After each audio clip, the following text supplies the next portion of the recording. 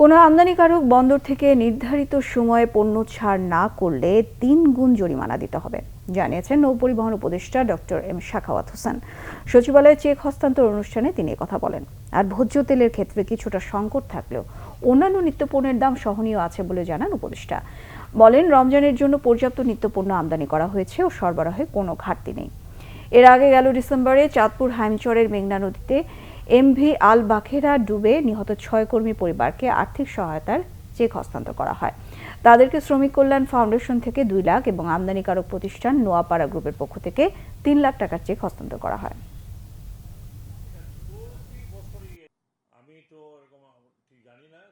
চিটাগং পোর্টে ৩ গুণ করা হয়েছে আপনার পোর্ট রেন্ট ৩ গুণ। তার মানে এখন প্রতিদিনে $48 করে দিতে হবে, যাতে কেউ ওখানে স্টোর করতে না পারে, এবং যেটার এফেক্টটা অত্যন্ত কার্যকর হয়েছে।